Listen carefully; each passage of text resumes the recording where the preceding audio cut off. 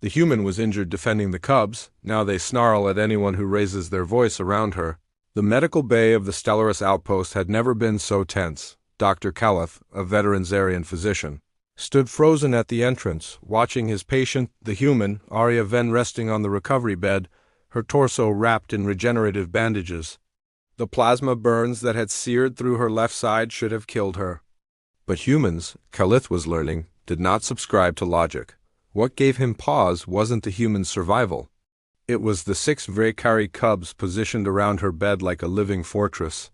Their fur bristled with tension. Their eyes tracked his every movement. And Torin, the eldest at barely 9 solar cycles, stood at the foot of Arya's bed with his lips pulled back, revealing developing fangs. "I need to check her vitals," Caliph said carefully, keeping his voice soft. Torin's growl rumbled through the deck plating. "It's all right," Arya's voice came out rough. She shifted slightly, wincing. Torin, down. The cub didn't move. His ears flattened, but his protective stance remained. Caliph had studied 17 species of pack predators. He recognized a guard animal when he saw one. What unnerved him was that Torin wasn't an animal, he was a sentient being from a species renowned for diplomatic grace. The Vraykari had given the galaxy some of its finest mediators and scholars. Yet here was Torin, reverting to something primal. "Perhaps I should return later," Caliph suggested. "No." Arya tried to sit up and immediately regretted it. 3 cubs rushed to her side, making worried, chirping sounds. "I'm fine," she looked at Torin firmly. "Let the doctor do his job." Torin stepped aside reluctantly, his eyes never leaving Caliph's hands.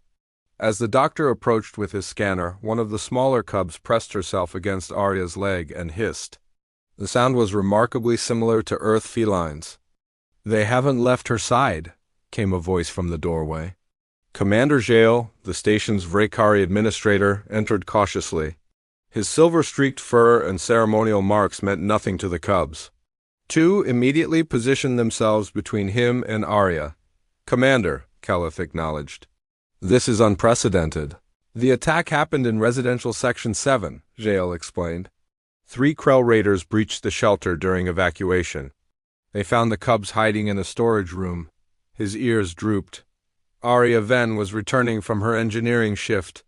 She heard them crying. Caliph continued his scan while the cubs watched. "Her calcium levels are depleted. Bone density compromised. She should be in agonizing pain." "I am," Arya said with a weak smile. "I'm just really good at not showing it." She held a plasma rifle meant for someone twice her size. Jael continued. "The recoil should have shattered her shoulders. She killed 2 raiders and drove the 3rd into retreat. When security arrived, they found her collapsed in front of the storage room door. The cubs were untouched." He paused. "She'd positioned herself as the last line of defense." "I just did what anyone would do," Arya protested. "No," Jael said quietly. "You did what a human would do." A chime indicated someone requesting entry. The door slid open and Lieutenant Korvex, the security chief, stepped in. His voice, naturally booming, filled the room. "Commander, we've completed the investigation." 6 cubs exploded into snarling fury. Torin lunged forward, placing himself between the lieutenant and Arya. The smallest cub leaped onto the bed itself, shaking with aggression. The others formed a wall of fur and fangs. Korvex froze, his forearms raised in surprise. "What in the—" "Lower your voice," Jael snapped. The effect was immediate. As the room's volume decreased, the cubs' aggression ebbed. They remained alert but ceased their threat display. Arya reached out and stroked Torin's head. "It's okay." "He's a friend? Protective?" Korvex's translator conveyed his astonishment at the appropriate volume. "Commander, these cubs tried to attack me." "To them?" Dr. Caliph said, fascination overcoming caution. "You're a large, loud potential threat approaching their injured pack member." He adjusted his scanner. Their stress hormones spiked specifically in response to raised voices near Arya. They formed a trauma-bonded protective unit with her at the center. "She saved our lives," Torin said suddenly. His young voice carried absolute conviction. "When the bad ones came, she stood in front of us. She got hurt protecting us. He looked up at Arya with eyes holding too much understanding for a child. No one will hurt her while we're here. Torin, Arya's voice was gentle. No one here wants to hurt me. They might, by accident. By not knowing, so we watch, we protect. Like you protected us. Jael moved slowly until he was kneeling at the cub's level. Younglings, Arya Ven is a hero of the Vrykari people. Your parents are being brought back from the frontier. But Arya needs rest, proper medical care. We'll be quiet, the smallest cub piped up. We'll be so quiet. But we're not leaving. And they didn't. Over the following weeks, as Arya recovered, the cubs maintained their vigil. Station personnel learned to approach slowly, speak softly, and never raise their voices in her presence. Those who forgot were met with a wall of snarling cubs that was equal parts adorable and terrifying. Physical therapy sessions became group activities.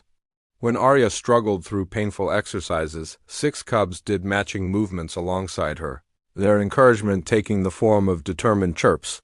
When their parents finally arrived, the reunion was joyous and complicated.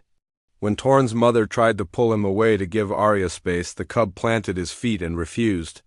I need to guard her, he insisted. Your human doesn't need guarding anymore. She's safe. Torn looked at his mother, then at Arya. She stood in front of the bad ones for us. We stand in front of everyone for her. That's how pack works. Arya, still weak but recovering, felt tears sting her eyes. She tried to explain she wasn't part of their pack, that she was just an engineer who'd done what was necessary. But watching Torn refuse to leave, seeing the loyalty in 6 pairs of young eyes, she understood something profound. They'd saved each other. It's all right, Arya said softly. They can visit whenever they want. But visit wasn't the word that stuck. For years beyond, Arya Ven carried an unusual distinction. She was the only human in known space with a permanent. Vrykari honor guard 6 cubs who grew into proud adults but never forgot the lesson they'd learned. A human who refused to yield stood between them and death. No one raised their voice around her, not then, not ever. They wouldn't dare. Not with her pack watching.